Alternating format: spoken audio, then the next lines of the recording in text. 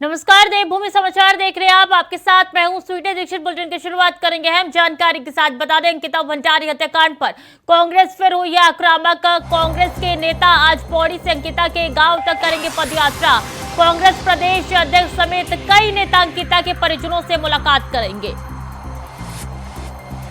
कांग्रेस ने इसे स्वाभिमान न्याय यात्रा का नाम दिया है, तो कांग्रेस के नेता आज पौड़ी से अंकिता के घर तक पदयात्रा करने जा रहे हैं। काफी अहम ये मसला है और ऐसे में अंकिता भंडारी हत्याकांड पर कांग्रेस एक बार फिर से आक्रामक होते हुए नजर आ रही है। कांग्रेस के नेता आज पौड़ी से अंकिता के गांव तक पदयात्रा करने जा रही है। बता दें कि पौड़ी से अंकिता के गांव तक पदयात्रा कांग्रेस के तमाम नेता करने जा रहे हैं। कांग्रेस प्रदेश अध्यक्ष समेत कई नेता अंकिता के परिजनों से मुलाकात भी करेंगे। इस दौरान कांग्रेस ने इसे स्वाभिमान न्याय यात्रा का नाम दिया है। इसी खबर पर ज्यादा जानकारी के साथ अवनीश पेमी स्टेट हेड हमारे साथ जुड़ चुके हैं। अवनीश जी, कब ये यात्रा निकलेगी, क्या कुछ जानकारी है इसको लेकर?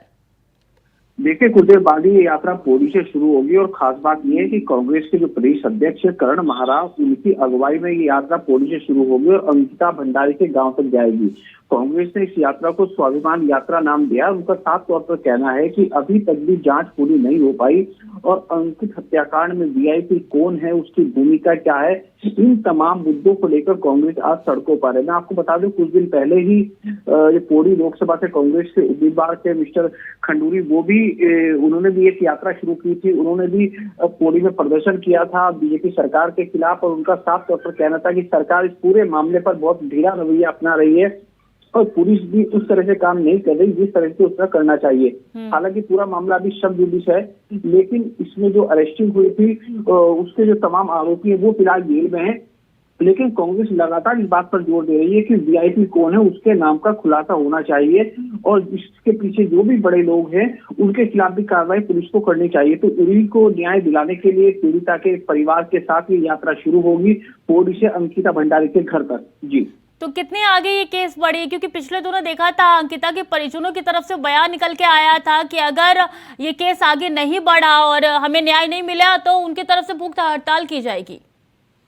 देखिए, बिल्कुल उन्होंने नाराजगी जताई है। पुलिस की जो कार्यशैली है उसको लेकर भी लगातार सवाल खड़े किए जा रहे हैं। अंकिता के जो पिताजी हैं वो मीडिया से रूबरू हुए थे और उन्होंने साफ तौर पर कहा था कि पुलिस जांच से वो बिल्कुल भी संतुष्ट नहीं है और यही कारण रहा कि पिछले दिनों जो प्रमुख समाज सेवी हैं आशु रावत, उन्होंने भी इस पूरे मामले को लेकर कोर्ट का दरवाजा खटखटाया था और लगातार उस बात की पैरवी भी कर रहे हैं। लेकिन मैं फिर आपको कह रहा हूँ कि इस पूरे मामले पर जो वीआईपी है उसके नाम के खुलासे को लेकर कांग्रेस बहुत मुखर है और सीधे तौर पर कह रही है कि जल्द से जल्द अंकिता हत्याकांड का एक पूरा खुलासा होना चाहिए। जी अवनीश जी, बहुत बहुत शुक्रिया आपका तमाम जानकारी के लिए। तो पौड़ी से अंकिता के गांव तक ये पदयात्रा होने जा रही है। अंकिता भंडारी हत्याकांड का ये पूरा मामला है, इसको लेकर ये पदयात्रा स्वाभिमान यात्रा जो है वो निकाली जा रही है। हत्याकांड पर कांग्रेस आक्रामक हो चुके हैं और ऐसे में ये तस्वीरें जब निकल के सामने आएगी उसका इंतजार किया जाएगा। पौड़ी से अंकिता के गाँव तक ये पदयात्रा कांग्रेस की तरफ से निकाली जा रही है।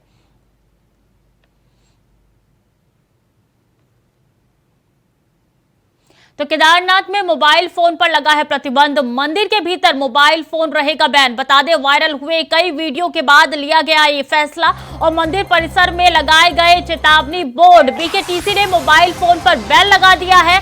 मंदिर परिसर में फोटोग्राफी पर भी रोक लगा दी गई है। एक रील जो वायरल हुई थी उसके बाद से कई लोगों ने आलोचना की थी और इसके बाद से अब बीकेटीसी ने ये खबर निकल के सामने आ रही है कि फैसला लिया है और mobile phone, photo, reels, videos पे बैन लगा दिया है बीकेटीसी ने। तो बता दें, मंदिर के भीतर मोबाइल फोन पर बैन रहेगा, इस साफ तौर पे बीकेटीसी ने कह दिया है। तो बीते दिनों देखा था कि किस तरीके से कई रील ऐसी थी जो वायरल हुई थी और ऐसे में कई लोगों ने सवाल खड़े किए थे। इसी खबर पर ज्यादा जानकारी के साथ अभय कैंतुरा हमारे साथ जुड़ चुके हैं। अभय, फोन बैन होगा अब? बिल्कुल, ये कह सकते हैं कि केदारनाथ का जिस प्रकार से कई वीडियो वायरल हुए थे जो केदारनाथ के आस्था के साथ यहाँ पर दोबारा जोड़ने की कोशिश करेंगे, संपर्क पूरी तरीके से नहीं हो पा रहा, लेकिन ये अहम जानकारी आप तक पहुंचा रहे हैं कि केदारनाथ में मोबाइल फोन पर ये प्रतिबंध लगा दिया गया है। बीते दिनों जिस तरीके से रील वायरल हो रही थी, कई लोगों ने आलोचना की थी, कई सवाल खड़े हो रहे थे और ऐसे में अब बीकेटीसी की तरफ से ये फैसला निकल के सामने आया है कि मंदिर परिसर में फोन अलाउ नहीं होगा। बैन कर दिया गया है। फोटो वीडियो कई ऐसे सामने निकल के आई थी जब आलोचना की जा रही थी, लगातार सवाल उठ रहे थे मंदिर के तमाम अध्यक्षों पे, और अब देखिए कि बीकेटीसी ने यह निर्णय ले लिया है कि अब फोन, वीडियो, रील, फोटो सब बैन हो चुकी है और इसकी जानकारी खुद बीकेटीसी ने दी है। तो मोबाइल फोन बैन रहेगा अब। और ये बता दें, चार धाम यात्रा में लगातार वो तस्वीरें निकल के सामने आ रही है, कुछ वीडियोस आ रही थी जिसके बाद से कई लोग के अंदर गुस्सा भर गया था और आलोचना लगातार हो रही थी, और इसीलिए इस तमाम मुद्दों को देखते हुए फैसला लिया गया है बीकेटीसी की तरफ से। बीकेटीसी की तरफ से अब फैसला ले लिया गया है कि अब फोन बैन होगा और जो वीडियो लगता है वायरल हो रही थी पिछले दिनों, अब उन पे लगाम लगते हुए नजर आएगी। केदारनाथ मंदिर समिति ने बड़ा फैसला यहाँ पर लिया है। जो मंदिर के लगातार वीडियो वायरल यहाँ पर हो रहे थे, जिससे कह सकते हैं कि आस्था के साथ एक खिलवाड़ सा यहाँ पर माना जा रहा था, और बीकेटीसी की जो छवि थी वो यहाँ पर धूमिल हो रही थी। उसको देखते हुए अब इन वीडियो पर विराम लगाने के लिए मंदिर समिति की तरफ से एक बड़ा निर्णय यहाँ पर लिया गया, जिसमें केदारनाथ धाम में मंदिर परिसर में कह सकते हैं कि अंदर मोबाइल ले जाना प्रतिबंधित यहाँ पर होगा। मंदिर से अगर कोई भी मोबाइल ले जाता है अंदर या फोटोग्राफी करता हुआ पाया जाता है तो फिर उसके खिलाफ जो दंडनीय जो कार्रवाई है वो यहाँ पर मंदिर समिति की तरफ से की जाएगी, क्योंकि मंदिर समिति पूर्व में इन सब चीजों की हिदायत यहाँ पर दे चुकी है। तो अभी क्या केदारनाथ में मोबाइल बैन होगा या चारों धामों में? फिलहाल अभी ये समझा जा सकता है कि जो केदारनाथ और बद्रीनाथ धाम है उसको लेकर ये मंदिर समिति की तरफ से बड़ा निर्णय यहाँ पर लिया गया है, और ये कह सकते हैं कि ये पायलट प्रोजेक्ट के रूप में यहाँ पर इन दोनों धामों में प्रयोग यहाँ पर कह रहे हैं। अगर ये सफल बहुत बहुत धन्यवाद अभय आपका तमाम जानकारियों के लिए। तो देखिए, केदारनाथ में फोन जो है वो बैन हो चुका है और ऐसे में जो रील वायरल हो रही थी, अब ऐसे तमाम रीलों पे अब प्रतिबंध लग चुका है। और 29 जुलाई को मनाया जाएगा ग्लोबल टाइगर डे। इस बार कार्बो टाइगर रिजर्व में मनाया जाएगा। राष्ट्रीय बाल संरक्षण प्राधिकरण की होगी ये बैठक और बाघों की गणना के आंकड़े किए जाएंगे जारी। सीएम पुष्कर सिंह धामी इस बैठक में होंगे शामिल। बाघों के संरक्षण के मुद्दों पर की जाएगी इसमें चर्चा। केंद्रीय मंत्री भूपेंद्र यादव भी बैठक में शिरकत करेंगे। तो बता दें, राष्ट्रीय बाल संरक्षण प्राधिकरण की यह बैठक होने जा रही है जिसमें सीएम भी शामिल होंगे। जानकारी आप तक पहुंचा दें कि बाघों की गणना के आंकड़े किए जाएंगे जारी। तो बाघों के संरक्षण के मुद्दे पर भी इस बैठक में चर्चा होने जा रही है। इस बैठक में खुद सूबे के मुखिया मौजूद रहेंगे और केंद्रीय मंत्री भूपेंद्र यादव भी बैठक में शिरकत करेंगे, शामिल होंगे।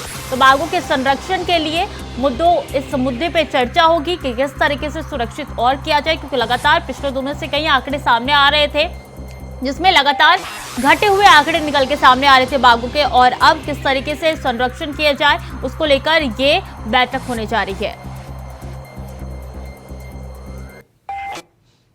और देहरादून में मुख्यमंत्री पुष्कर सिंह धामी ने हरेला पर अपना संदेश जारी करते हुए लोक पर्व हरेला की हार्दिक शुभकामनाएं दी है और कहा है कि भगवान भोलेनाथ के प्रिय माह श्रावण माह के इस शुभ अवसर पर हमको पर्यावरण और संस्कृति से जोड़ता लोक पर्व हरेला आपके जीवन में सुख, समृद्धि व शांति लेकर आए, ऐसी मेरी भगवान भोलेनाथ से प्रार्थना है।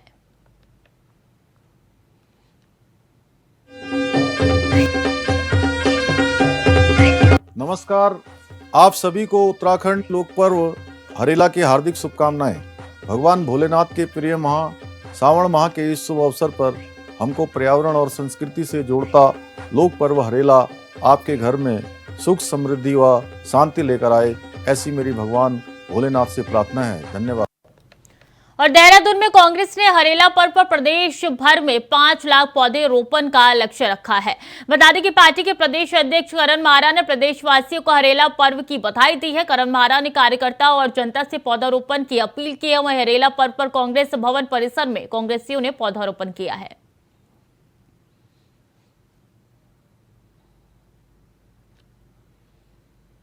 हरेला पर्व के अवसर पर बीजेपी अध्यक्ष महेंद्र भट्ट ने रानी पोखरी मंडल के बड़ासी शक्ति केंद्र के बूथ संख्या 116 सरोली बूथ पर वृक्षारोपण किया। पार्टी की ओर से हरेला को पूरे सप्ताह पर बूथ स्तर पर मनाने की योजना बनाई गई है। इस मौके पर प्रदेश अध्यक्ष ने कहा है कि हरेला प्रकृति के संरक्षण एवं संवर्धन का पर्व है। जल संरक्षण और संवर्धन के लिए सभी को आगे आने की जरूरत है। साथ ही उन्होंने कार्यकर्ताओं का आह्वान किया कि वो प्राकृतिक के संरक्षण में जुट जाए।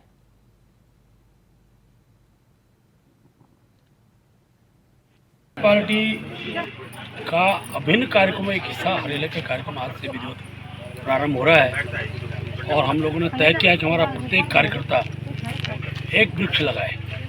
हमने हमें बूथ इकाई से कहा है कि 20 वृक्ष प्रत्येक हमारे बूथ स्तर पर लगे।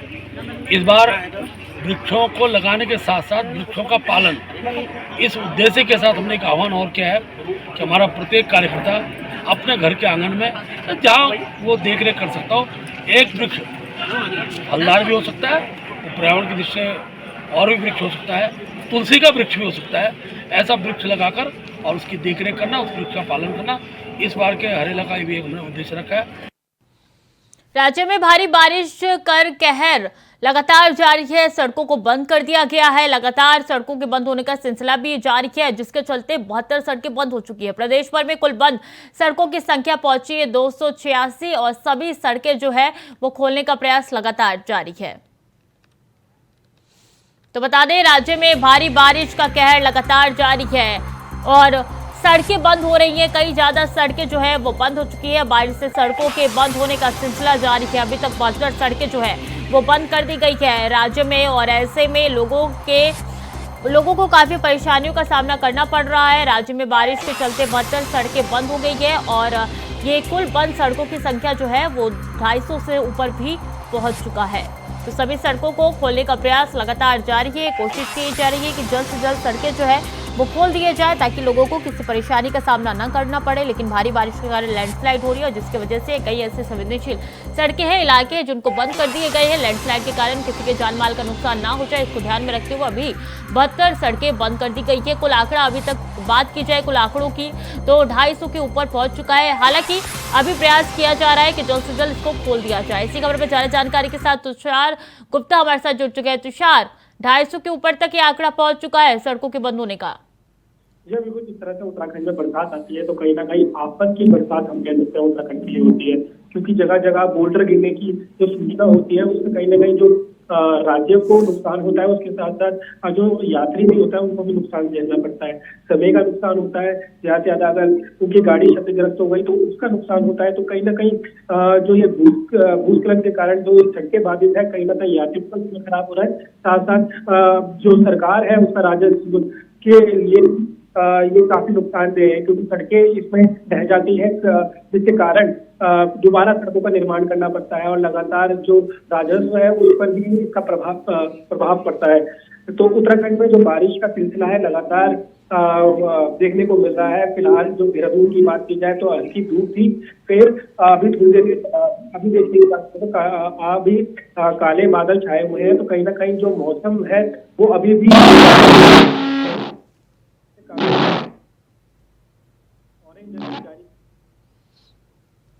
क्षेत्र के साथ साथ जो पहाड़ी क्षेत्र है उत्तराखंड के उसमें जी बिल्कुल, सड़कों के खुलने का भी सिलसिला लगातार जारी है। तुषार, बहुत बहुत शुक्रिया आपका तमाम जानकारियों के लिए। तो सभी सड़कों को खोलने का प्रयास जारी है और ऐसे में बता दें कि 250 के ऊपर ये आंकड़ा पहुंच चुका है। जितनी सड़कें हैं वो बंद हो चुकी है।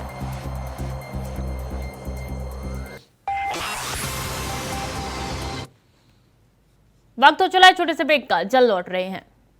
ब्रेक के बाद एक बार फिर से स्वागत है आपका। खबरों में आगे बढ़ेंगे। कर्णप्रयाग में हरेला पर्व के अवसर पर गौचर नगर पालिका, आईटीबीपी और ग्रीफ द्वारा मेला मैदान में वृक्षारोपण किया गया। इस दौरान सभी ने पर्यावरण को बचाने की शपथ ली। वहीं नगर पालिका अध्यक्ष अंजू बिष्ट ने कहा है कि हरेला पर्व को लोगों को त्योहार की तरह मनाना चाहिए। महज पेड़ लगाने से ये पर्व सफल नहीं होगा। सभी को साल में एक वृक्ष अवश्य लगाना चाहिए और उसकी देखभाल करनी चाहिए।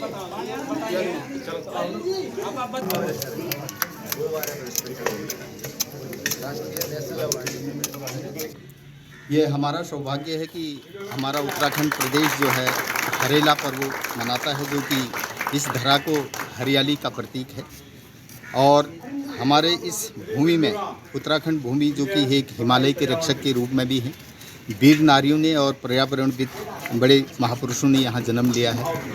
अगर आपको बताएं तो वीर नारी गौरा देवी और सुंदरलाल बहुगुणा जी जैसे पर्यावरणविद ने यहाँ पर भी हिमालय को बचाने के लिए अपने जीवन संघर्ष की एक अनूठी मिसाल कायम की है।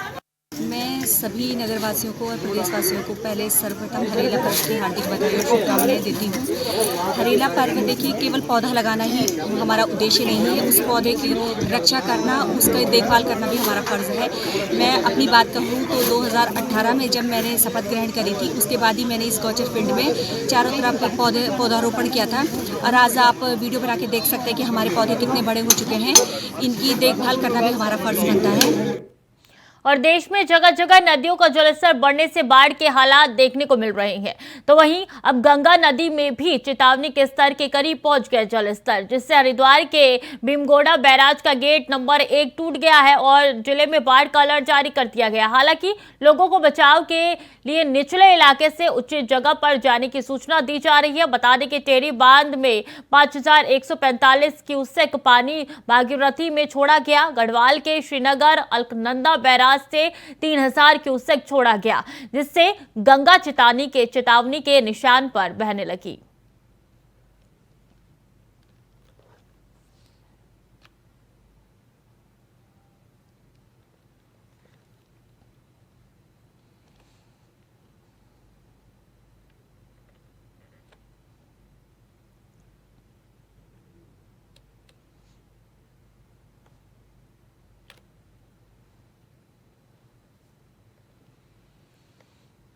अगली खबर हरिद्वार से है, जहां सोमवती अमावस्या के स्नान पर्व मनाया जा रहा है। बता दें कि सोमवती स्नान पर्व को विशेष महत्व माना जाता है। वहीं मान्यता है कि इस अवसर पर मां गंगा में स्नान करने से सभी कष्ट दूर होते हैं और मनोकामनाएं पूरी, मोक्ष की प्राप्ति होती है।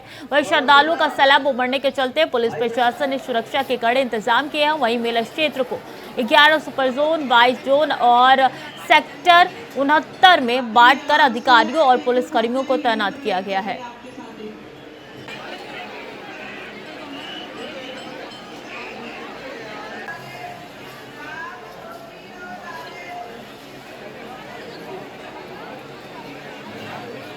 सोमवती अमावस्या स्नान के लिए हमने पूरे जो हमारा मेला क्षेत्र है उसमें 11 सुपर जोन, जिसमें हमारे एडिशनल एसपी और एसपी रैंक के अधिकारी होंगे, साथ ही साथ 22 जोनों में उसको डिवाइड किया है। इसके साथ ही उनके सहायक के रूप में भी, सहायक जोन के रूप में भी 42 लोग इसमें साथ में दिन रात ड्यूटी करेंगे। और सेक्टर्स को भी हमने डिवाइड किया 69 सेक्टर्स में, जिसमें 24 सेक्टर्स में दिन रात की जो महत्वपूर्ण सेक्टर्स है घाटों के और हमारे जो अपर रोड है, खड़खड़ी है, वहाँ पर करीब 24 जो है सेक्टर डबल लगाए गए हैं जो दिन रात के उसमें करेंगे। साथ ही साथ हमारे पास 11 कंपनी PSC, 7 कंपनी पैरामिलिट्री जो सिटी से लेकर देहात तक विभिन्न स्थानों पर लगाई गई है।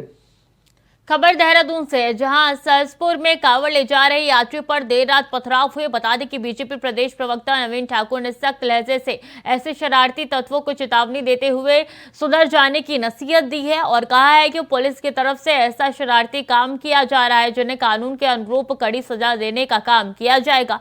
साथ ही कहा कि उत्तराखंड में शांति माहौल को भंग करने वालों को बख्शा नहीं जाएगा। जो कांवड़ यात्रा चल रही थी सीधे रूप से उन पर पथराव कर वहां पर शांति भंग करने की कोशिश की, लेकिन पुलिस प्रशासन ने तत्परता दिखाते हुए बहुत बड़ी घटना को वहां पे जो है बचा लिया। भविष्य में इस प्रकार की कोई घटना न हो और शरारती तत्वों को भी मैं आपके माध्यम से चेतावनी देना चाहता हूं कि इस प्रकार की घटना की पुनरावृत्ति ना करें। ये उत्तराखंड है, ऐसे लोगों को चिन्हित कर जो है फिर दंडित करने का काम जो है सरकार करेगी और पुलिस प्रशासन बहुत तेजी के साथ लगा हुआ है।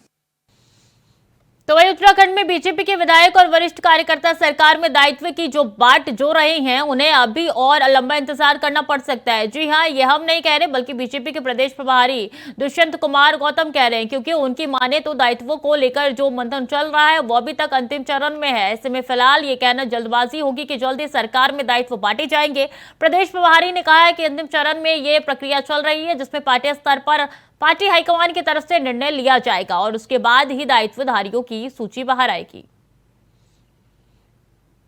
देखिए, एक संगठनात्मक प्रक्रिया है।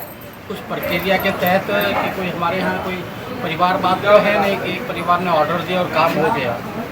लोकतांत्रिक तरीके से हम चलते हैं। हर सतह पर सभी का मार्गदर्शन, सभी की सलाह मिलती है। लास्ट स्टेज के अंदर है, जल्दी कभी भी घोषणा हो सकती है। तो फिलहाल के लिए बुलेटिन में इतना ही। खबरें लगातार जारी है, देखते रहिए इंडिया वॉइस।